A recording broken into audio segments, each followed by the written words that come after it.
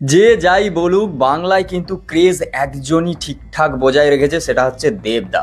কেন বলছি, বাংলা ইন্ডাস্ট্রিতে সব থেকে যদি বেশি ইউটিউবারদের কন্টেন্ট দেয় দেবদা। আর দেবদা সারা বছরটাই হচ্ছে নিজের ফিল্ম সিনেমা এইগুলো নিয়েই পুরো একদম ছেয়ে আছে বলতে গেলে। দেখো, একজন সুপারস্টারকে নিয়ে সব সময় আলোচনা হবে, সে আলোচনায় থাকবে, এটা তার স্টারডামের একটা বিশাল ব্যাপার থাকে, ঠিক আছে।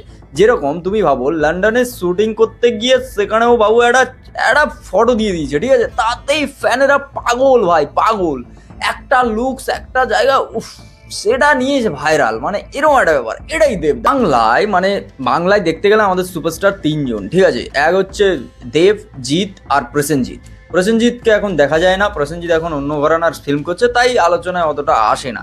কিন্তু জিৎ আর দেবের মধ্যে সব থেকে বেশি যদি হচ্ছে কেউ আপডেটেড থাকে বা আপডেট থাকে, সেটা হচ্ছে দেব থাকে। কারণ দেব ভাই, খাদান বলো, ধূমকেতু বলো, তারপর রঘু ডাকাত বলো, মানে একের পর এক যেভাবে আসছে ফিল্মগুলো, সে মানে তাতে মাথা খারাপ করা অবস্থা।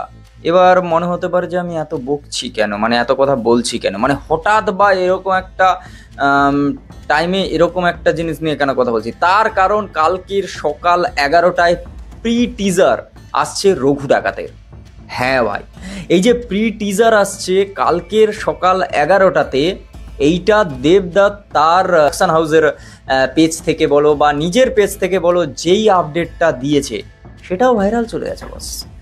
মানে দেবদা এখন যাই করুক না কেন, দেবদা শুধু এমনি একটা পোস্ট দিয়ে দিলে সেটাই ভাইরাল হয়ে যাবে, ঠিক আছে। এবার যারা দেবের ফ্যান তারা এমনি এইসব জিনিসের সঙ্গে পরিচিত ভাই, তাদেরকে আলাদাভাবে বোঝাতে হবে না। কিন্তু তুমি একটা কথা ভেবে দেখো, ঠিক আছে, এরকম যদি হতে থাকে পরপর, মানে এই যে এইবার কালকের কি লেভেলের ধামাকাটা হবে দেখবে। কালকে যখন এই প্রি টিজারটা আসবে, কিছুই দরকার নেই, স্ক্রিনে শুধু জাস্ট লুকটাই আসুক, তাতেই তাতেই ভাই পাগল হয়ে যাবে, পাগল হয়ে যাবে ভাই, দেব ফ্যানরা পাগল হয়ে যাবে। আমি দেব ফ্যান নই, কিন্তু আমি জিৎ ফ্যান, ঠিক আছে। অ্যাকচুয়ালি আমি নিউট্রাল, মানে আমি হচ্ছে ভালো সিনেমার ফ্যান, এটা বলতে পারো, ঠিক আছে। দেখতে গেলে ভালো সিনেমার ফ্যান, ভালো কাজের ফ্যান, এটা বলতে পারো। যেরকম খাদানকে নিয়ে আমি বিশাল অ্যাপ্রিসিয়েট করেছি, বিশাল নাচানাচি করেছি, সেরকম রঘু ডাকাতকে নিয়ে এক্সাইটেড আছি, সেরকম এতদিন পরে দেব শুভশ্রীর জুটিকে নিয়ে আছি, সেরকম পরের জিদ্দার যে ভালো মুভি আসছে সেটা নিয়েও আছি, এই যে খাকি দা বেঙ্গল চ্যাপ্টার এলো সেটা নিয়েও মানে সেলিব্রেট করেছি।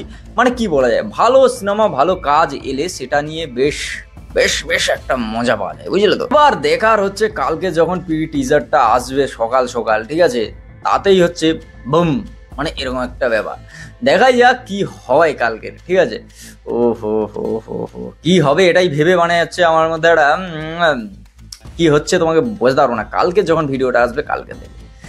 তো চলো আজকের এই পর্যন্তই। যদি কালকের যদি একবার ফেটে যায়, মানে ইন্টারনেট কালকের হ্যাং হয়ে যাবে, কারণ কালকে রঘু ডাকাতের প্রি টিজার আসছে সকাল 11টায়, ঠিক আছে। চলো টাটা, দেখা হচ্ছে নেক্সট ভিডিও।